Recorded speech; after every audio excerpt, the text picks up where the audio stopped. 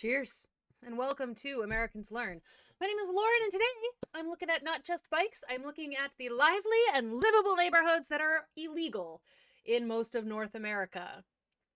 Because if there's one thing I love learning about, it's why the country I live in is terrible. Actually, that's not entirely untrue. I do like to know where are better places to go.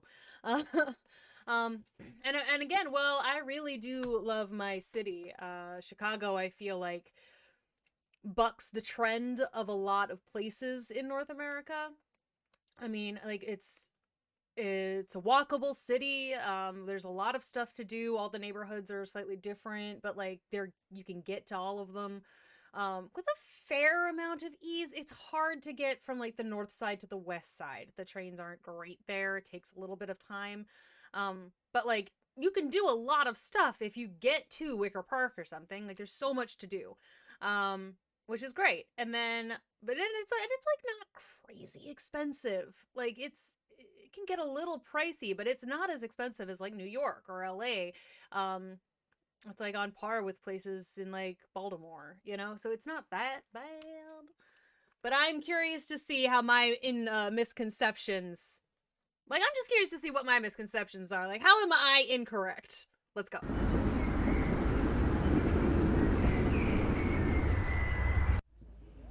One of the things I really like about Amsterdam is the shops and restaurants that are dotted throughout residential areas in the city.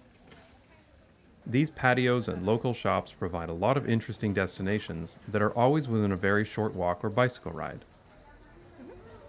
This is different from a high street or main street, where the shops are all along one major street. Cities in the Netherlands, like most countries, have high streets too, but these retail pockets bring an interesting character and liveliness to residential neighborhoods. See, we have them in my neighborhood. Like there's like you can go down the main street and then there's lots of little restaurants and shops and stuff down the main street. But most of the side streets, they have apartments above them, but there's little stores on down quite a few of the side streets.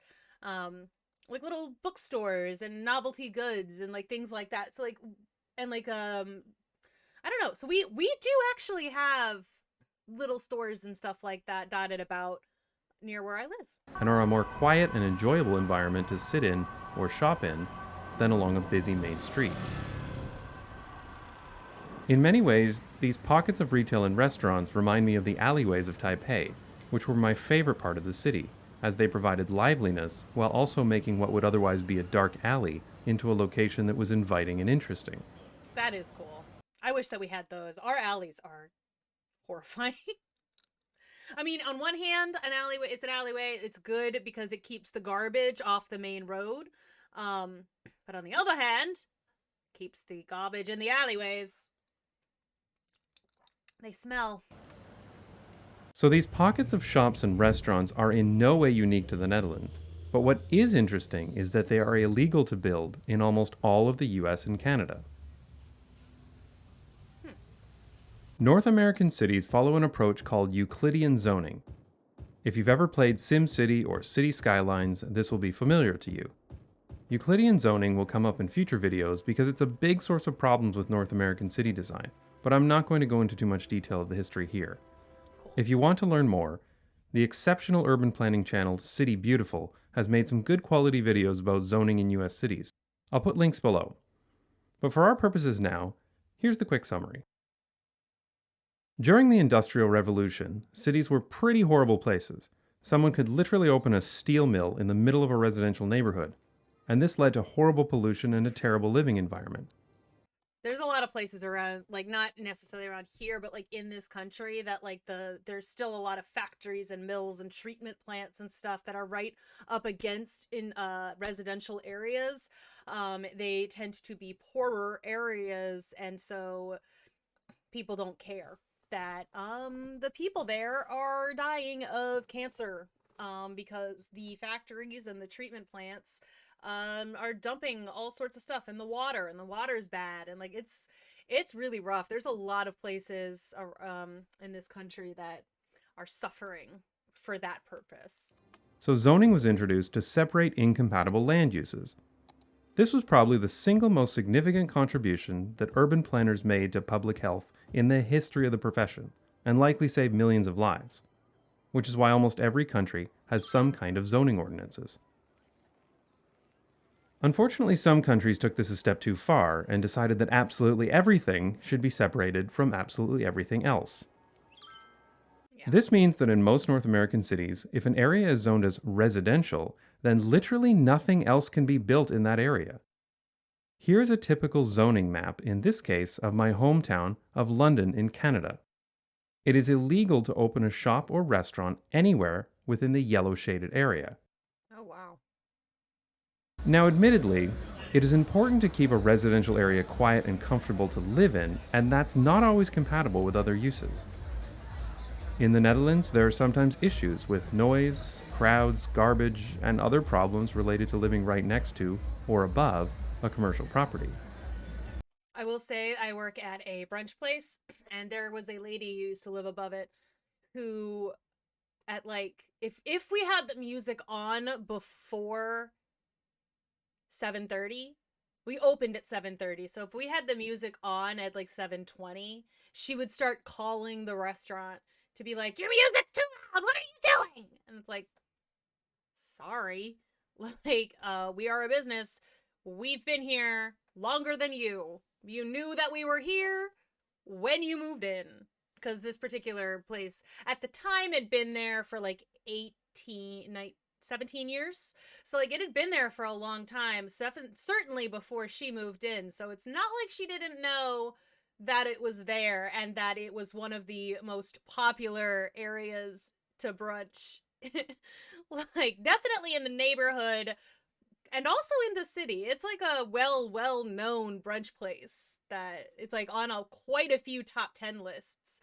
Um so it's just like she knew that it was gonna be busy and popular on weekends, especially.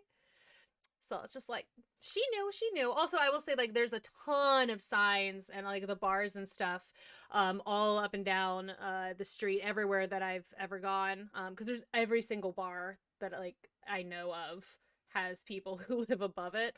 So it's just like all of them have signs that are like, please respect our neighbors. But like all things in city planning, there is a balance to be achieved. Modern North American planning takes a very extremist view that there is no value to having shops and restaurants within a residential neighborhood. But North I American zoning love is it. extremist in general. For example, if a neighborhood is zoned R1 for single family homes, then nothing else, not even townhouses or apartments, can exist there. I'll talk about that in more detail in the future, but in the meantime, you can watch the City Beautiful video, The Case Against Single Family Zoning. What's interesting to me is that this was not always the case. In our former neighborhood in Toronto, built about 100 years ago, there were several commercial buildings built within the neighborhood. These areas have been grandfathered into the zoning code and are some of the most desirable and expensive neighborhoods in the whole city. But despite their appeal, new neighborhoods will never be built this way again. Hmm. Beyond the liveliness that these places bring to a neighborhood, the fundamental issue here is walkability. If there's a local shop, grocer, restaurant, or pub in your neighborhood, then you can walk there. Yes. But if your residential neighborhood is separated from every other use, then it means you have to drive to do anything you want to do, and so does everyone else. That results in a lot of car traffic because it doesn't matter if you're driving across town or just need to buy a bag of milk. You have to get in your car. Oh God, that's a bag of milk. I know that that's a thing. But I like that like he's from Canada, so he uses bag of milk. But like, I feel like isn't bottle a little bit more universal?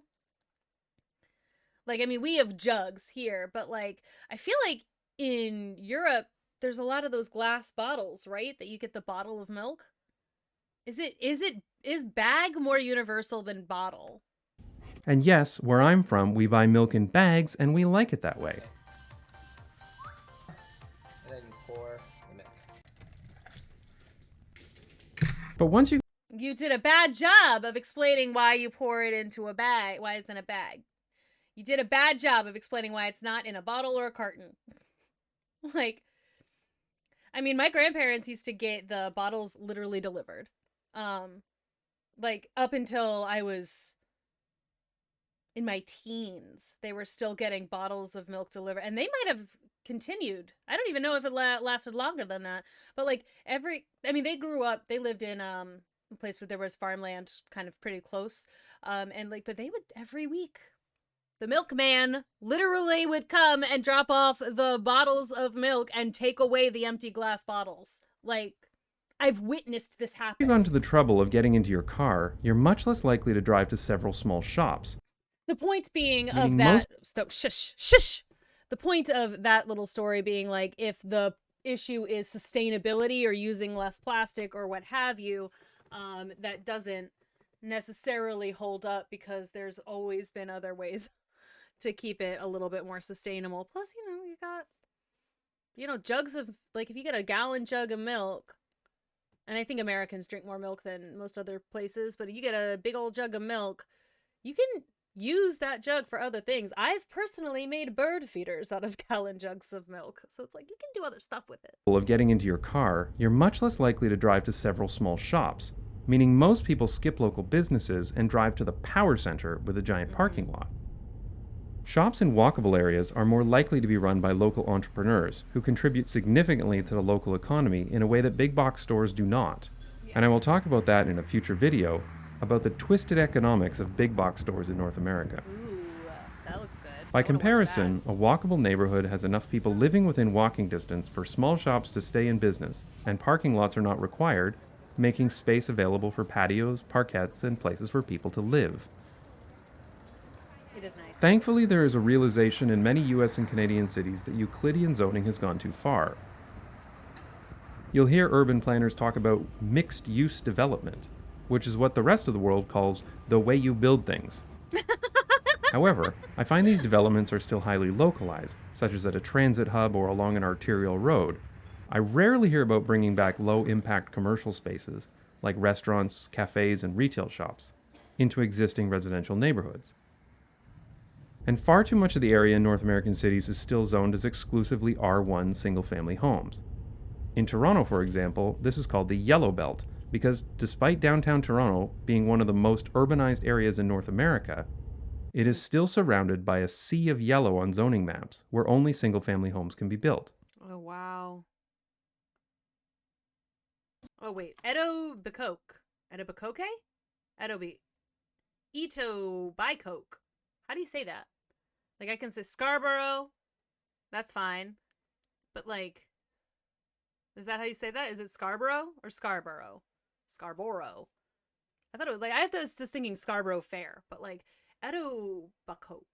So I'm happy to live again in a place with sane zoning laws that allow beautiful urban environments like this to exist. Places that reduce car traffic, support local entrepreneurs, encourage diverse retail, and promote walkability.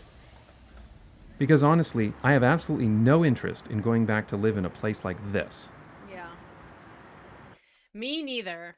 I love not having to have a car. And speaking of supporting small businesses, I've had several people ask if they can contribute to the future of Not Just Bikes. So last week, I set up a Patreon account. If you'd like to support the channel, check out patreon.com/notjustbikes or click on the link below. As for me, I've got to get some milk. I may not be able to buy it in bags anymore, but at least I can walk there. All right.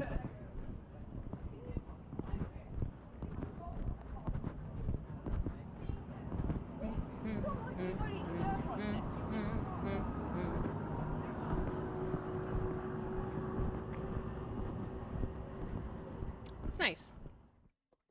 So yeah, no, I do live in a place that apparently, maybe I don't know if it was grandfathered in, but like Chicago is very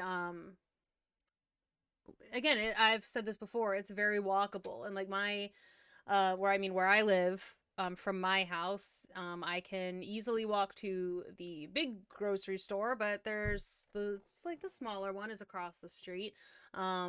There's lots of little mom and pop shops. There's bodegas, there's bars, there's restaurants, all of it within like a 10-minute walk. Like, it's all really, really close. There's like an art store, like a plant shop. There's some really cool stuff around where I live. So it's like I'm really glad that this is because I did grow up in suburbia and you did have to drive everywhere, and that did suck. Um, that was really frustrating. I mean, where I lived growing up, it wasn't a far drive, but I could get to like anything. So it's like, all within an hour's drive, I could go skiing. I could go to the ocean. I could go for a hike in the woods. The hike in the woods, I could just kind of walk to that one. You would, but then there was also like, there's farmland, there was industrial land. Like, it was a very weird mix of like go to the city, I could go to the country, and it was like all within the same half an hour to an hour drive. Which is kind of fun, but also it's just like I could never ever have walked to work. Like, now I can walk to work. I would never have been able to back then. Even if I like didn't live that far, it was like a mile and a half to where I worked, but I had to drive. And now it's just like, no, I've got to be at a class. It's 2 miles away. All right, let's walk. And I will walk it, and it's totally fine. So that has been a huge difference. And I really do like it a lot. So anyway, thank you very much, Not Just Bikes. I do enjoy these videos. I like learning, like I said, especially about why places that I live in are bad. And also to be like, oh, hey, we did that right where I live currently. That's fun. I'm glad to know that it's not all terrible here. But yeah, no, I would like to spend some more time in Europe. I've only been once. It was nice. I miss it. But anyway, thank you very much for watching. I hope you enjoyed, and I will see you all in the next one. Until then.